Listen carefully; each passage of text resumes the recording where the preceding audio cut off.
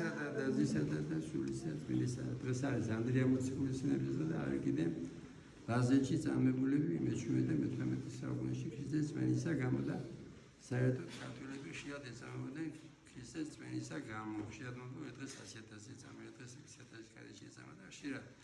მაგრამ მარტო ქართველი კი არა, ვისაც ქრისტიანი ქვია, რატო? ვინც ვინ გვაწამებდა, იმათაც შეოდა მეტის, მაგრამ არ შეოდა თუ ქრისტე ღმერთია. და ამიტომ ჩვენ სანამ არ იქნება მეორე მოსვლა, ყველაფერთვის ზად უნდა ვიყოთ ფიზიკური წამებისთვისაც, დაცინვისთვისაც კი უნდა გავგოროდეთ. ჩვენ გვიწერია მოსვამთისთვის და ხშირად ვეუბნები ჩემ მეგობრებს, რომ რითი განსხვავდება ჩვენი საწუნდება სხვა საწუნდებისაგან. იმით განსხვავდება, რომ საერთოდ რა არის ხშირად მუსულმანს, ქრისტიანსა და ებრაელს შორის 10 ცნება მოსესი და იქ რა არის? გიყვარდეს ღმერთი ყველაზე მეტად, სხვა როგორც საკუთარი თავი და რატომ მეტად? ხშირად ვამბობ, რომ გერმანელები, რუსები, უკრაინელები და ქართველები ეს საბჭოთა კავშირი დაიშალა, სამშობლო სიყვარულმა გახადა ფაშისტებად. აქედან სხვაობის ხალხი როგორებოდა იმას ქვია ფაშისტი. ამიტომ სერია შინაარსა ესახარებს დედაზე, მამაზე, ძმაზე, შვილზე, სამშობლოზე მეტად შემეყვარევა. და ეს ქონდა ჩვენ წინაპრებს, აი ჩვენ თაობას ავიღებ, ჩვენ იქ გამიზრდეთ 70 წელი. ეს იყო სრული განდგომა სახელმწიფოსგან, მაგრამ ჩვენმა რო კითხვა ჩვენას აქვს, მე 78 წელს 90% მოწუნია ამ დროს გასწავლიდან ეს ცხოვრება წარმოიშვა აფეთქებისგან და ადამიანი მაიმუნისგანო. ახლა მიხარია რა, აქ ბავშვები რო არიან, დღეს დასვენების დღე რო არის. არის ექსკურსიებია, მასწავლებლებია და მიხარია რომ ბავშვები აზიარეს.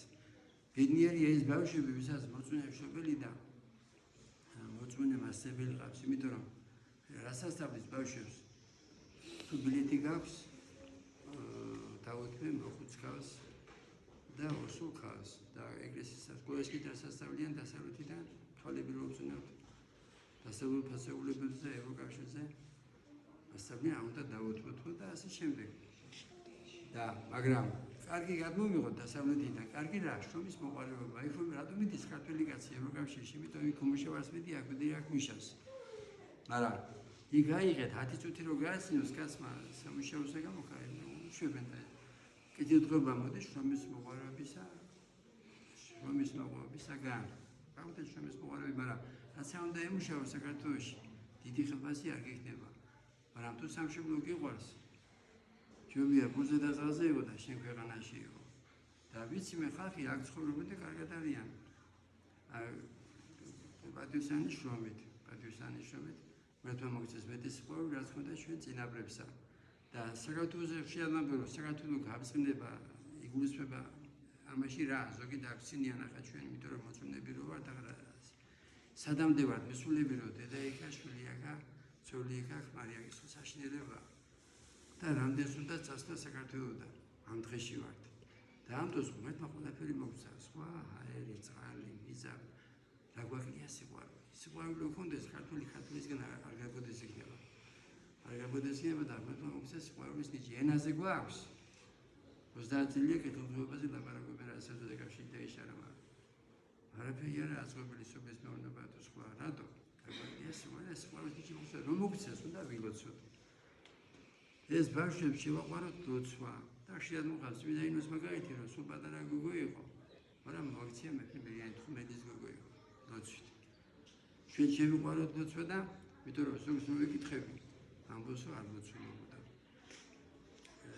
უნდა ვაეძინოთ თავი ლოცვაში. და დღეს კიდე რა დღეა? ახალი პატრიარქის ინტრონიზაციის დღე და გუშინ ვესწრებოდი მეკრებას არჩევის. იყო სრული გამჭვირვალე ყველას თვალწინ, ვერა მივართვის ვერ იტყვის. 22 ხმა მიიღო ადამიანმა, ის ღვთისმადება.